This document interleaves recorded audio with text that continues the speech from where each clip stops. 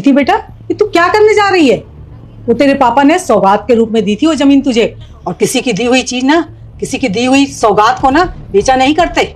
अगर तुम वो जमीन को बेच दोगी ना तो तुम्हारे पापा की आत्मा को कितना दुख होगा।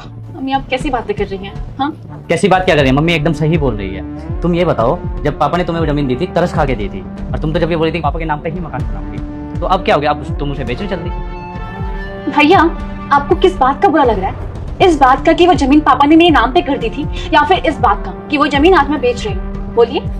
उस फटीचर से शादी करने का फैसला तुम्हारा था, समझी? और जो भी पापा ने तुम्हारे लिए किया, तुम लाडली थी इसलिए किया, और इस मेरे हिस्से की भी जमीन तुम्हें दे दी। पहली बात ना, मैं अपने पति के खिलाफ एक भी गलत वर्ड नहीं सुनूंगी, ठीक है? जब से शादी करके आई ना इस घर में, तब से रानी बना के रखा है मुझे।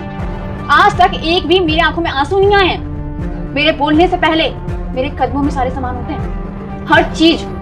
मुझे किसी भी चीज की कमी महसूस नहीं होती है। खुद से पहले मुझे और बच्चों को रखा है। इतना प्यार देते हैं ना मुझे वो, इतनी मेरी फिक्र करते हैं जितनी मेरी फिक्र ना आप लोगों ने भी नहीं किया होगा, समझे? और बात रही तरस खाने की ना, पापा ने कोई तरस खा के मुझे जमीन नहीं दी थी। वो जमीन मेरे नाम पे ही थी, और वो जमीन मेरी ही थी। जब मैं 5 साल की थी, जब मेरा बर्थडे था, तब पापा ने वो जमीन मेरी ली। और वैसे भी आज भी नियम है और आज भी ये कानून है कि मायके में ना जितना बेटों का हिस्सा होता है ना, उतना ही बेटियों का भी हिस्सा होता है। अगर मैं चाहूँ ना आपके हिस्से से भी ले सकती हूँ, मगर नहीं, मेरे अंदर ना लालच नहीं भरा हुआ। अरे आज तो मेरी मजबूरी है जमीन बेचना, क्योंकि दानिश के इलाज में पैसे लग रहे हैं, और दानिश से बढ़ के मेरे लिए कुछ भी नहीं है। उनके लिए मैं कुछ भी करने के लिए तैयार हूँ। अगर डॉक्टर ना। रुक जाओ बेटा, वीडियो को ऊपर मत करो। इसे तुम अपने कोमल हाथों से एक लाइक करके चैनल को सब्सक्राइब जरूर से कर देना। मेरी जान भी मांगते ना, मैं अपनी जान भी दे देती। मेरे लिए सबसे पहले वो है, उसके बाद कोई और है। और मम्मी एक बात बताइए, माँ के लिए तो सारे बच्चे बराबर होते हैं ना, तो आप बचपन से क्यों फर्क करती है मुझ में और अपने बेटे में? इसलिए ना क्योंकि मैं बेटे की जगह पे बेटी हो गई। हाँ, मैं बचपन से देखते आई हूँ कि आप भेदभाव करती हैं।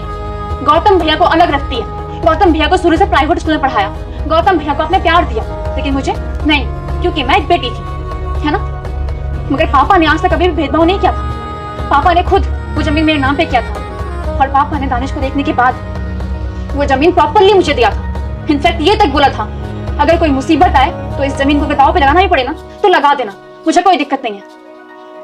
पापा को आप लोगों ने इस बात के लिए इतना ज्यादा टॉर्चर किया था, इतना टॉर्चर किया था, इतना ब्लैकमेल किया था कि पापा को टेंशन हो गया था, डिप्रेशन हो गया था, उनकी तबीयत खराब हो गई थी। और आज तबीयत खराब की वजह से पापा नहीं रहे, पापा इस दुनिया से चले गए। पापा अगर आज इस दुनिया में नहीं है ना, तो उसका कारण सिर्फ आप लोग हैं। आप लोग की वजह से नहीं है, आप लोग की वजह से मैंने अपने पापा को खो दिया। अरे प्यार क्या होता है ना, एग्जैक्टली मुझे अपनी शादी के बाद मालूम चला। प्यार की फीलिंग क्या होती है मुझे शादी के बाद मालूम चला, जब दानिश से मुझे वो प्यार मिला।